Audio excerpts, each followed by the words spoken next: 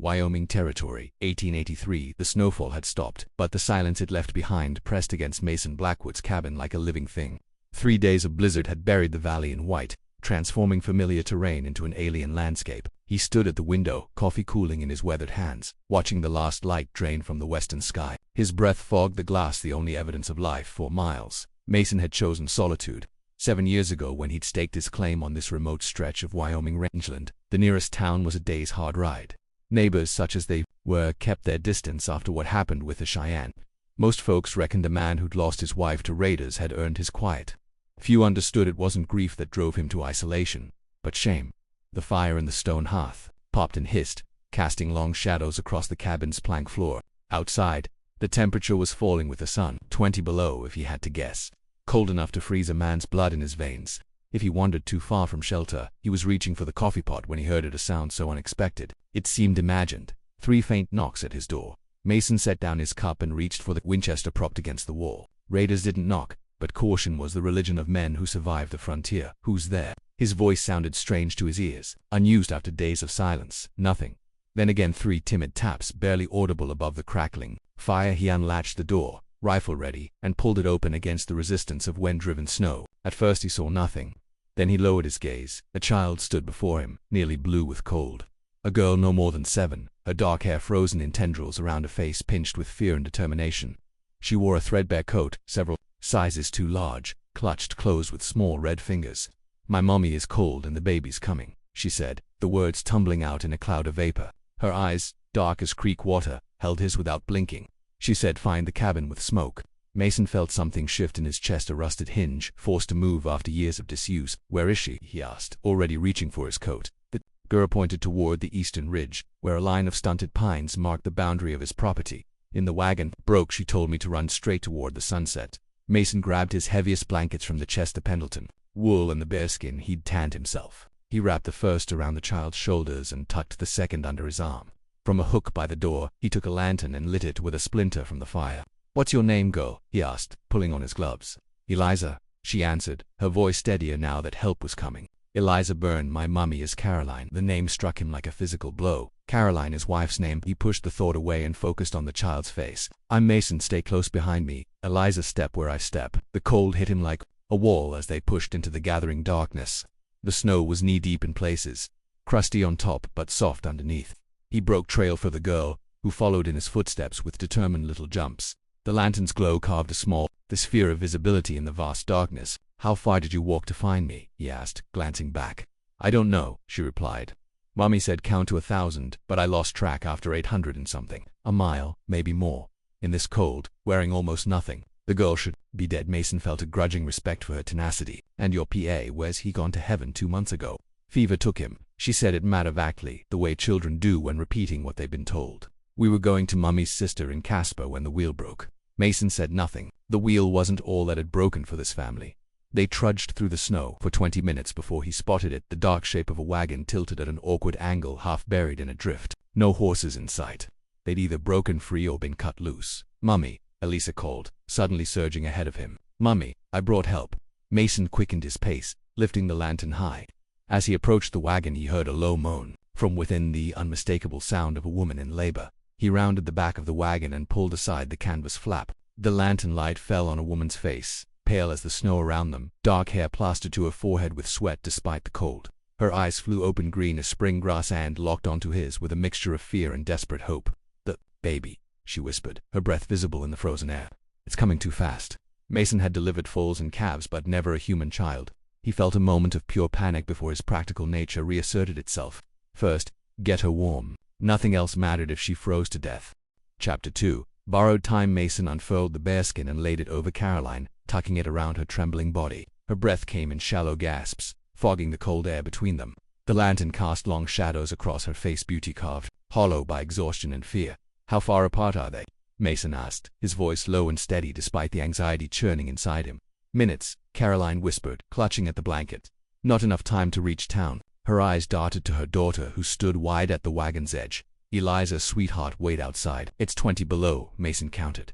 "She'll stay." He turned to the girl. "Eliza, sit by your mother's head. Hold her hand when she needs it." Mason assessed the situation with the same methodical attention he gave to wounded livestock. The wagon bed was too narrow, the night too cold, the woman too weak. Against these odds stood only his stubborn refusal to watch another die on his land.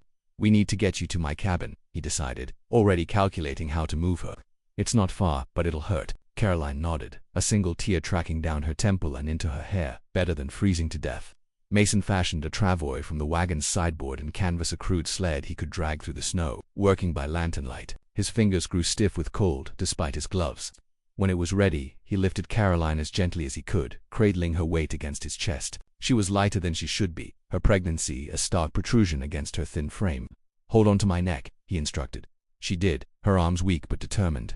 As he laid her on the travois, she bit back a cry, her face contorting. "Contraction," she gasped. Mason waited until it passed, then secured her with rope, loose enough for comfort but tight enough to keep her from sliding off. He handed the lantern to Eliza. "Light our way," he told her. "Stay right beside me." He took up the rope harness he'd fashioned and began pulling, leaning forward against the weight. The runners cut through the snow with a soft hissing sound. Behind him, Caroline breathed through another contraction, muffling her cries against her sleeve. The journey back took twice as long, each step a battle against exhaustion and gathering darkness. Mason's world narrowed to the crunch of snow under his boots, the strain of the rope across his chest, and Eliza's small figure moving beside him, holding the lantern high despite her trembling arm. Halfway to the cabin, Caroline's water broke, soaking through the canvas beneath her. "Don't stop," she pleaded when Mason glanced back. "Please don't stop." When the cabin finally appeared, a dark shape against the night sky with smoke still curling from the chimney, Mason felt a surge of relief so profound it nearly buckled his knees. He pulled the travois right up to the door, then carried Caroline inside, laying her on his bed. The cabin's warmth must have felt like heaven against her frozen skin. "Elisa, build up the fire," he directed, pointing to the woodpile. The girl moved without question, adding logs with the competence of a child long accustomed to adult responsibility. Mason worked quickly, cutting away Caroline's sodden skirts with a hunting knife. 7 years since he'd seen a woman's body, yet his hands remembered their purpose with clinical detachment. He positioned her knees up, feet flat on the mattress, then spread a clean sheet beneath her. "Next one's coming," Caroline warned, her knuckles white against the bedframe. Mason counted through it with her, surprising himself with gentle words he didn't know he still possessed. When it passed, he examined her and found the baby's head already, crowning a dark circle of new life emerging into the harsh world. "Your baby's coming now," he told her. "Next pain, you push." Caroline nodded, gathering her strength. Eliza appeared, at her mother's side, taking her hand. The girl's face was set with determination beyond her years. "Push, Mommy," she encouraged, "like you told me, hard as you can." The contraction built, Caroline's face flushing deep red with effort. Mason supported the emerging head, his calloused hands cupping new life with unexpected tenderness. The shoulders followed first one, then the other, and suddenly the cabin filled with the indignant cry of a newborn boy, slick and perfect in Mason's hands. "A son," he said, his voice rough with emotion he couldn't name. He tied off the cord with clean twine, then cut it with his knife. The baby's cries grew stronger as Mason wrapped him in a soft flannel shirt and placed him on Caroline's chest. Her face transformed, exhaustion giving way to wonder as she touched her son's tiny features. "James," she whispered after his father. Mason busied himself with the afterbirth and cleaning, giving mother and children a moment of privacy in the strange intimacy they'd been forced to share. When he'd finished, he built the fire higher still and put coffee on to boil. His hands shook as the adrenaline began to fade. From his bed came soft murmurs as Elisa examined her new brother, her small finger caught in his tiny fist. Caroline looked up, catching Mason's eye across the room. "Thank you," she said simply. Mason nodded, unable to speak past the tightness in his throat. He'd delivered a child on the same bed where his wife had died. There was something about life's cruel symmetry that he couldn't bear to examine too closely. Instead, he focused on practicalities. "Storm's passing. When you're strong enough, I'll take you to town." Caroline's eyes never left his face. "And until then, you rest. All three of you." The coffee began to boil. Outside, the wind had died, leaving behind a silence as complete as the one Mason had cultivated inside himself for 7 long years. But now, that silence was broken by the soft breathing of 3 souls who had no right to be alive, yet somehow, where Mason poured his coffee and sat by the fire, keeping watch through the night. Chapter 3. 3 days passed before the tracks to town were passable. 3 days of Caroline nursing her son by Mason's hearth, of Eliza exploring the cabin's sparse corners with curious fingers, of Mason sleeping on the floor beside his own door like a faithful hound. 3 days of awkward intimacy among strangers, thrown together by circumstance and winter's cruel hand. On the morning of the 4th day, Mason rose before dawn and stepped outside to check the weather.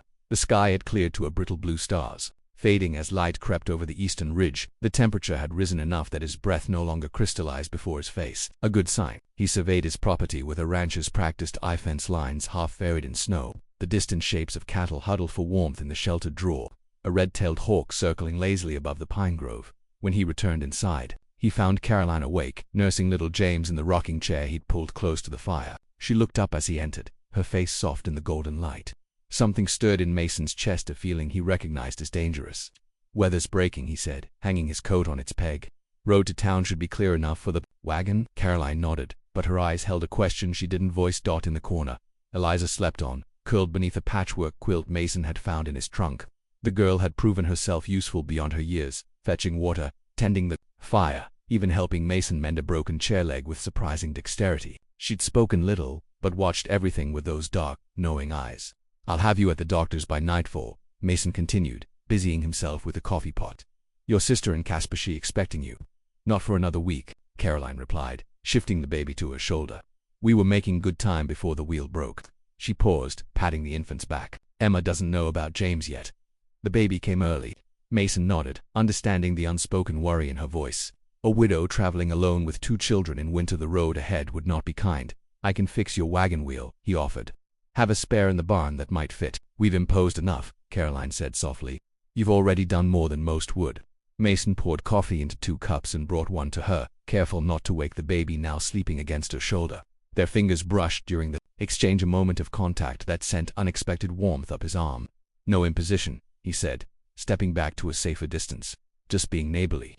A smile touched the corner of Caroline's mouth. "Neighbors typically live within shouting distance, Mr. Blackwood." "Mason," he corrected.